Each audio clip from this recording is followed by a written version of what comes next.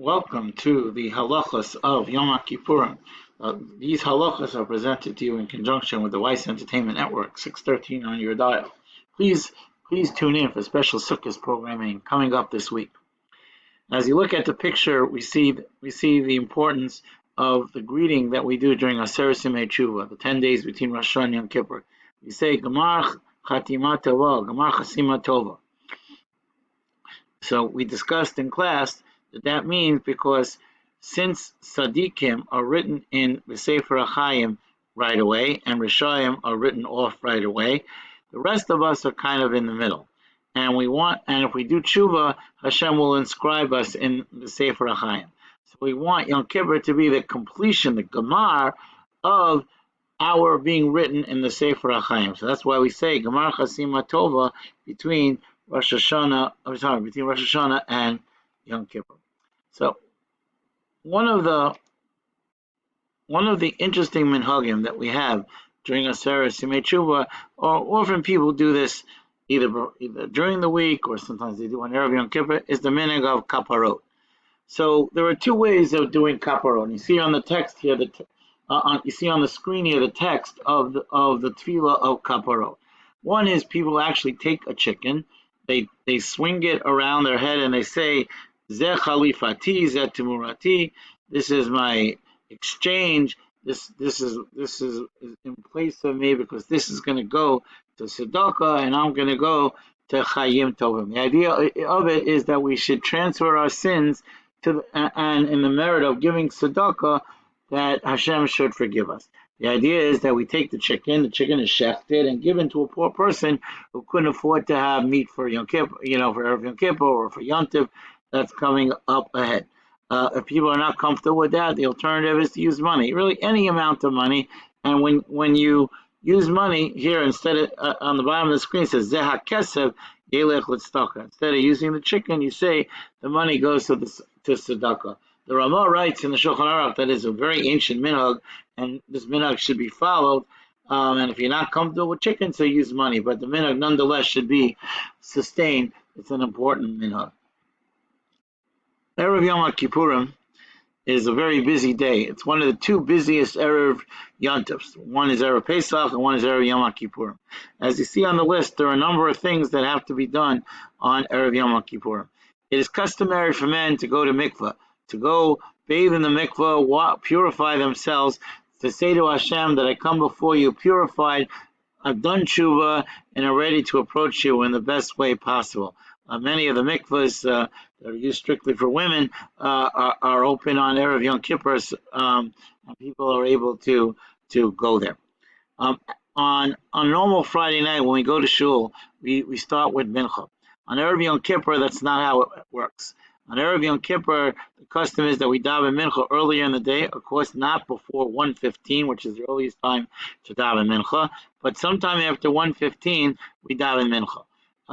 And not when we go to shul at night, as we'll talk about later, kol nidre. At mincha, we say a tefillah known as al-chet. Al-chet is a tefillah where we confess our sins. In the text of al-chet are all the possible averot that a person could have committed. So he's covered when he says al-chet. After we daven mincha and say al-chet, we eat what's called sudat hamafseket. Sudat hamafseket is the last meal that we eat before Yom Kippurim. There is a minhag to eat kreplach on Erev Yom Kippurim. Kreplach is white on the outside and has meat on the inside. It's like a dumpling. The idea is that the white represents tahara, that we are purifying ourselves from all our sins. The meat on the inside represents our sins that we're hiding and we're covering. We don't want our sins revealed for Yom Kippur. And that's why the minhag of eating kreplach exists on Erev Yom Kippurim as well as Hoshana Rabbah, some eat it on Purim as well. But nonetheless, the Suda Mafseket is a regular meal. We wash before, and we have honey usually at the meal because it's the same idea of Rosh Hashanah, but it's the last meal before Rosh Hashanah. Many have the custom to bless their children every Friday night, but there's a special minhag, and there's a longer text. If you look in the Machzor, it's a song that's made famous by Ohad, that we bless our children, that they should have their own children who will study Torah and will grow and be great people in Am Yisrael. So there's a very strong custom to bless our children on Erev Yom Kippur. The last thing is a general thing about Erev Yom Kippur, that it's not just that we eat because we're fasting on Yom Kippur.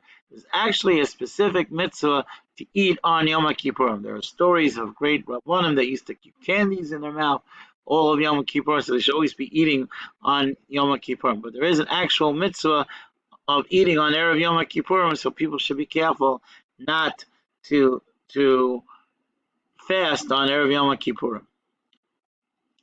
When we come to Yom Kippurim itself, so there are a number of things that we know are that are not permitted. So number one, asar b'achila, we're not allowed to eat. Asar b'shtia, we're not allowed to drink. So children should also keep this halacha to a point. At a certain age, at maybe 8 or 9 years old, they should start to fast a part of the day. And each year they should increase how much they fast. So if they fasted at, let's say, 8 till only the morning, at 9 they should fast till 11:30. And for example, when they're 10, they should go till 1:30. And they should increase. When the boy is 12 or a girl is 11, they should fast the entire Yom Kippur. The reason for that is because Yom Kippur is a mitzvah in the Torah. And we have an obligation to educate children in how to perform mitzvahs in the Torah. And that's why we teach them how to fast on Yom Kippur. One is not permitted to wash on Yom Kippur unless you get dirty. We only, even in the morning when we get up, when we wash the Al Natilas Yadayim, what we call Negel Vasa, we only wash it up until our knuckles. One is not supposed to put ointments on their bodies on Yom Kippurim. And the last one is we don't wear leather shoes. It's important to note that the halach of leather only applies to shoes. You can wear a leather belt, you can wear a leather jacket, and anything that's leather is okay except for shoes. The reason we don't wear leather shoes is because symbolically we are like malachim, we're like angels on Yom Kippur, and angels don't wear shoes.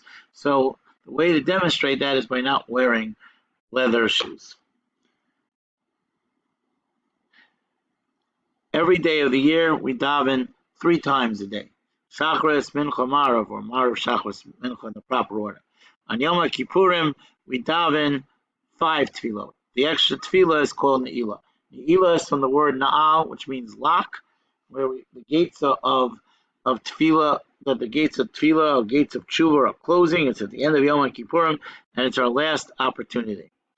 It's important to note that we begin Yom Kippur with a tefillah called Kol Nidre. Kol Nidre is a tefillah we ask Hashem to forgive any promises that we made that we did not keep. Now here we have the picture of the Beis Hamikdash. In the Beis Hamikdash on Yom Kippur, that was the day where the Kohen Gadol would enter the Kodesh HaKodashim. It was the only day of the year that the Kohen Gadol was allowed to enter the Kodesh HaKodashim. And here's that picture of the Beis Hamikdash. He would bring incense and he would ask Hashem to forgive all the sins of the Jewish people. The story is that when he would come out of that alive and well, he would make a big party and big celebration after Yom Kippur for all his close people in celebration of the fact that Hashem has forgiven us all our sins. The Kriyas HaTorah on Yom Kippur is from Parshas Achrei Mos. Achrei Mos is the story, is the halachos in the Torah, the psukim of what the Kohen Gadol needed to do on Yom Kippur.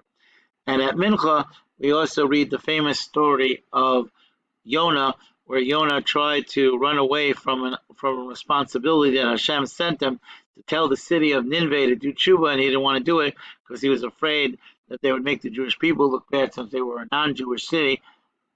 Eventually he goes and they do tshuva. It's also a message for Yom Kippur, how that it's never too late. When Yom Kippur is over and we get to the end of Ne'ilah, we say Shema Yisrael, and then Baruch Shem Kavod 3 times, and we say the phrase Hashem Hu Elokim, Hashem is God 7 times. Following that, there's Kaddish, and we blow shofar to symbolize that Yom Kippurim is over. Some say shofar is a reminder that when we used to have Yovel years, Yovel was celebrated on Yom Kippur. They used to blow shofar for Yovel on Yom Kippur, and now that we don't have it, so symbolically we blow shofar. Also, the Shulchan Aruch brings down that as soon as you finish eating, first we say Kiddush Levana, we wait till after Yom Kippurim. Also, that after you finish eating, we right away go and we build the sukkah because we want to show that we want to leave one mitzvah and jump into the next mitzvah. So if your sukkah is already built before Yom Kippurim, then it's important to do something for the sukkah, take chairs, put up decorations, schach, whatever it is. Anyway, these are the general halachas of Yom Kippurim that we discussed in class. Mr. Hashem, everyone should have Gemar Chasima Tova and a good yontif, and Mr. Hashem, we should grow from these halachas.